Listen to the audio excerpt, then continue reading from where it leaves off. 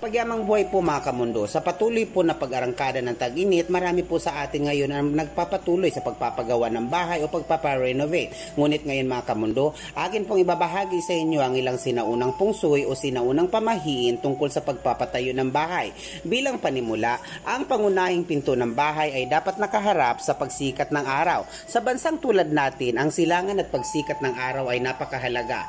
Kung magpapatayo ng bahay, dapat iposisyon ang pinto sa lugar kung saan ito ay nakaharap sa pagsikat ng araw. Pinaniniwalaan na ang sikat ng araw ay may dalang kasaganaan sa bahay. Sunod, ang kusina ay patayo sa bahaging silangan ng bahay. Ang pagpapatayo ng kusina sa bahaging silangan ng bahay ay may hatid na swerte, kasiyahan para sa lahat ng taong kakain ng mga pagkain inihanda sa kusinang ito. Sunod naman po ay dapat huwag ipatayo ang banyo malapit sa kusina.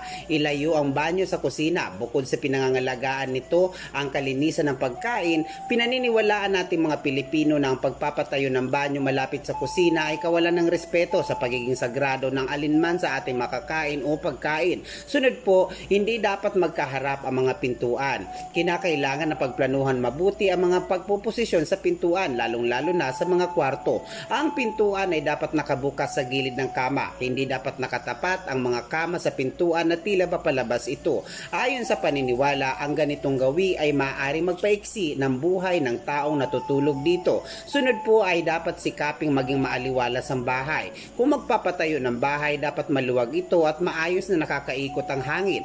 Ayon sa paniniwala ng ating mga ninuno o sinaunang Asyano, ang aliwalas ay kabaligtaran ng kulob, tulad ng mga sakweba kung saan namamahay ang mga maligno. Sunod po ay dapat magbaon ng mga medalya at barya sa pundasyon ng bahay.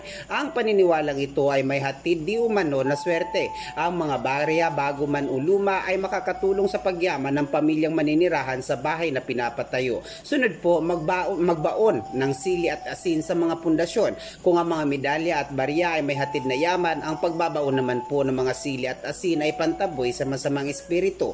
Bilang panghuli, kailangan po magbaon ng mga lumang libro. Ang pagbabaon ng mga lumang libro habang pinapatayo ang bahay ay pinaniniwala ang may hatid na katalinuhan sa mga batang maninirahan dito. Maaari ding magbaon ng mga pahina na may kinalaman sa musika upang magkaroon ng harmony ang bawat pamilya.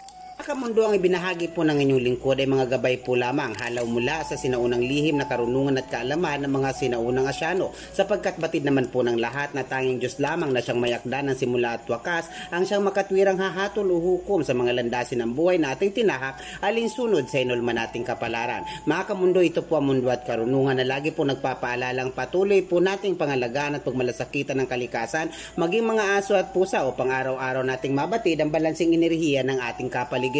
Ito po muli ang mundo at karunungan na lagi po nagsasabing patuloy po tayo mag-iingat, hanapin ang mga bagay na makakapagpaligaya sa atin. Mahal ko po kayo, maraming salamat po.